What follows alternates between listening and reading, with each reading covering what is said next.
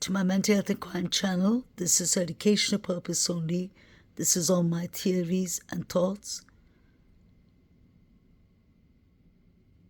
Could Kaylee is Bluetooth give us the answers we're searching for? If Kaylee's Bluetooth was on and connected to a phone device,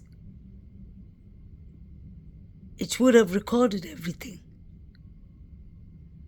I wonder if the other girls who lived in the house, Maddie, Xana, DM, and BF, had a Bluetooth. Kaylee was on her way to Texas, Austin. Could she have packed the Bluetooth? Or was it on? Clark Walton's space. He is a principal forensics and cybersecurity expert for Reliance Forensics. He's board certified in data security. He's a former cybersecurity analyst for the CIA. He's also a former prosecuting attorney. Mwah, chef's kiss. You are perfect, Clark, for this. Get me sort of on and off the ledge on this, because I always want to know that there's lots of evidence. If you're going to bring a guy in and charge him with quadruple murder, I want to know that there's lots of really good evidence. This would seem like it would put a guy right in the room alongside the DNA on the knife sheath. But why might it not work? Let's just look at the other side. Why might this not work? Right. So your phone, as you know, when you're walking around with it, it is trying to talk to the rest of the world any number of ways, right? Bluetooth and your cellular antenna and near-field communication.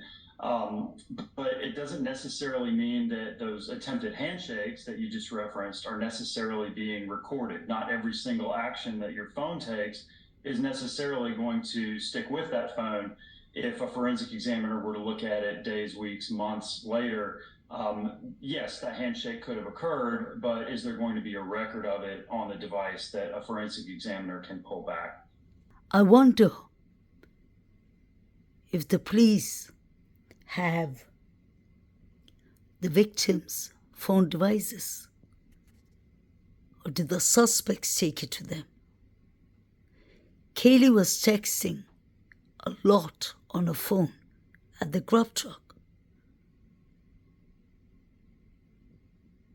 Who was she calling? Who was she texting? Was this all a setup? One step further, and I'm going to just be full disclosure here. I am a complete idiot when it comes to this stuff. I have to hit all the buttons 100 times and then reset just to get something to work.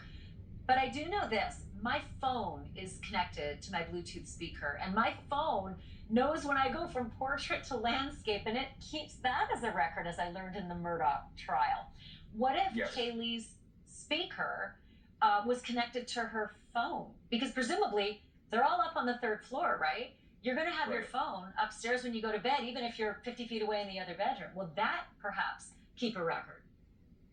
That would keep a record. And so have you ever noticed, you'll spend a night in a hotel and you'll not come back to that hotel for months, and then you'll go back to that hotel and it will automatically connect your phone back to Wi-Fi like you'd been there the day before. Your iPhone does keep a record of what Wi-Fi networks you've connected to, certain information about those networks, the name, the password, the last date and time, importantly, potentially for this case, the last date and time that phone was connected to that Wi-Fi network. And the same works for Bluetooth as well. It keeps a listing of Bluetooth assets that you have connected to at a certain point in the past in time. So let's say hypothetically, at some point in the past, Koberger's phone had initiated or completed a handshake with really any other device in proximity to that house, coming back in close proximity to that house, even if the phone were in airplane mode, as was pointed out, that Bluetooth connection may likely still be enabled, and that handshake could occur. That evidence would stay on the phone, and that's something that a forensic examiner could later take and say, yes, this phone was within Bluetooth communication of this speaker, this microwave, this thermostat, that type of thing at this point in time. This is probably a yes or no, but if it was the Sigma chief fraternity boys who did this, they would most likely follow the plan that Anonymous told us about. They were not going to take any phone devices. They were going to do this in 19 minutes. If you count from 2:53 up to 3:12, when the figures are running, that's 19 minutes. They said they wouldn't use a GUN too loud. They said they would go in 4.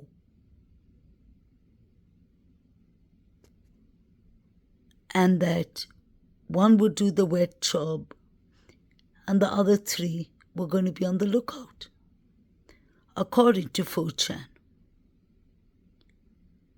But I personally believe this was not only the Sigma Chi fraternity boys. The 3 boys at Banfield, I personally believe, were involved. The way they are dressed, the way they're behaving, they seem to be very anxious.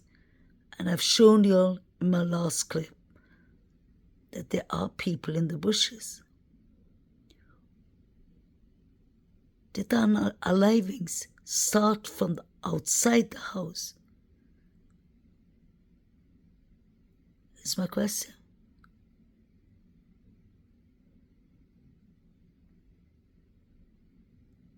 This is probably a yes or no, but if the speaker is turned off, does it still emit a Bluetooth signal, or is off when it comes to Off is off. Off is off. Okay. So if the Bluetooth was off is off. They could have even taken the Bluetooth device with them.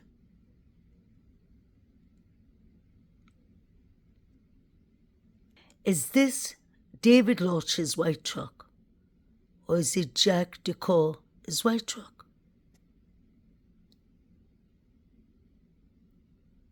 Driving towards the corner club.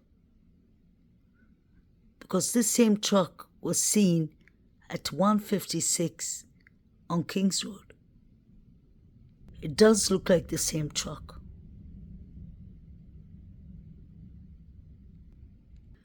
So the police wasn't even aware that the front door was left wide open. Did the suspects access from the front door or the sliding door? I wonder what will come up on the tripod as recording from Illinois. They said they saw a female running at 2 a.m. hysterically from the sliding door to the front of the door, front of the house. And a black truck was parked in front of the house. Could DM have taken revenge? Because allegedly Maddie and Xana were bullying her and hazing her on Halloween's Day, 13 days before the quadruples happened. DM was calling her father a lot.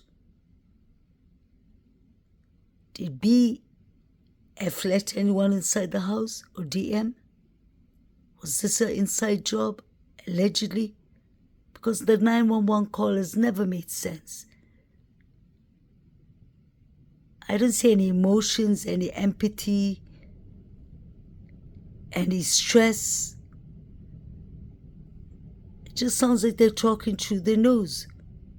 The 911 call seems pre-planned, in my opinion.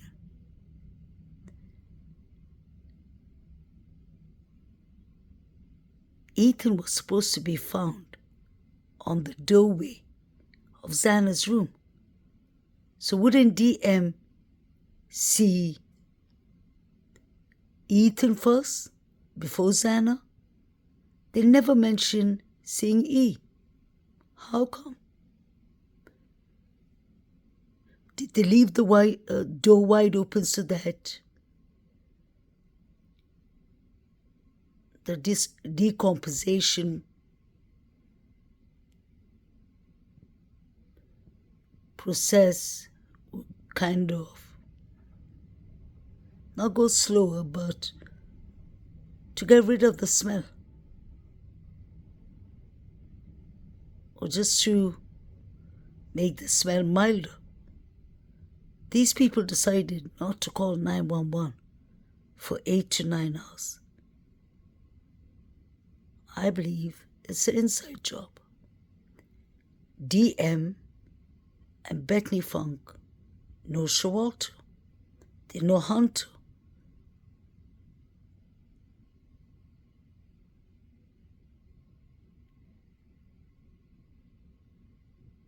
Was there a gathering that night?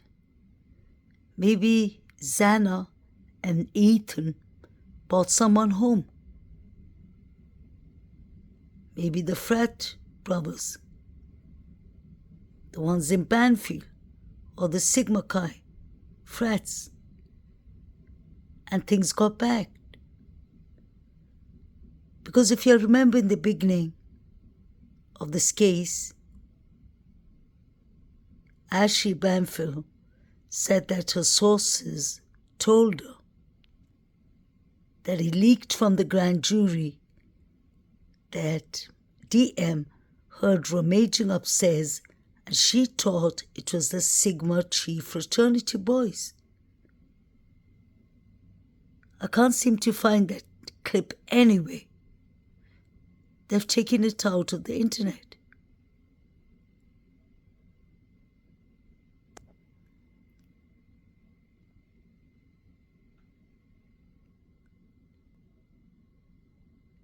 Maddie was actually making fun of DM, even on a TikTok, calling her Jaden and saying, like it if you are GAY. If that is true, because it came from Maddie's TikTok, then I would assume that DM was getting bullied.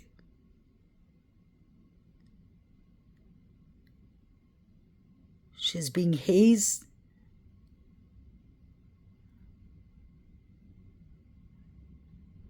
Allegedly, Maddie was shoving a drink up DM's mouth while Maddie was sitting on her lap, and Xana had a phone device right in front of DM's face. So were they recording her and humiliating her?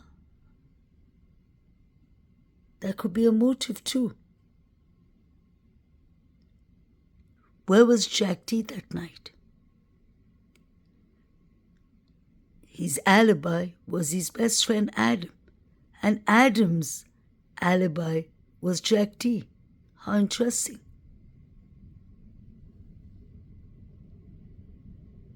Could Jack D have committed a crime of passion? But I don't believe it was one person.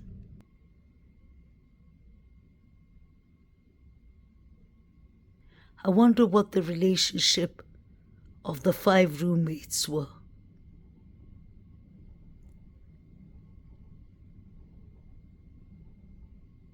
One point today, we could see red markings stuck to the frame of the door. Now, Idaho State Police spokesperson Aaron Snell told me this afternoon it was believed that the potential suspect came through the sliding glass door. But again, there appeared to be no signs of forced entry. Now, he explained to me just a few hours ago what ISP's forensic team is working on at the scene right now. They're just kind of reassessing the house. They're going through it. They're looking for any potential additional evidence. They're collecting it. They'll take additional photos. I mean, they're kind of going over it. It's a large crime scene, and not that anything in particular was missed. However, it's always good to have another set of eyes go over things, especially of a crime of this magnitude. It was a large crime scene, but yet again, the surviving roommates are saying they heard nothing. Although they were texting each other, calling each other, texting friends and family, calling friends and family, they were on all kind of social media. And this was a large crime scene. Like Steve G said, It was a hell of a fight upstairs.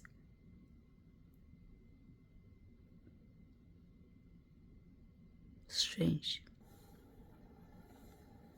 Now, we also confirmed today the FBI's Behavioral Analysis Unit is also assisting with the case. They do a variety of things, including crime analysis, create profiles of unknown offenders, offer investigative suggestions, and help with interview strategies. Now, ISP is also expecting an FBI command vehicle to arrive in Moscow to provide more workspace and additional resources for the investigation. Now, at this time, ISP says the roommates who were at the home during the attack but were not injured are in fact cooperating with investigators, and right now they are not considered suspects or persons of interest, but ISP says they have not ruled anyone out. Tonight, Snell is insisting that no one has been cleared